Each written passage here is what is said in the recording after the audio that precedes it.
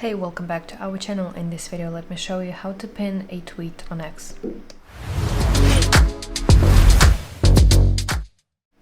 Okay, so let's go to X on my phone, and you want to tap your profile picture in the top left corner of the screen to access this side menu. Now, as you can see, it has different sections. You want to go to your profile.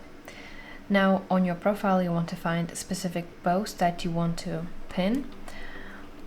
And next to it, you want to tap three-dot button and select option pin to your profile. And of course, confirm that you really want to do it by tapping pin button. Now, as you can see, it appears right at the top of your page with this small label pinned on it. So that's it. Thank you for watching. If you found this video helpful, please like it and subscribe to our channel to see more content like this.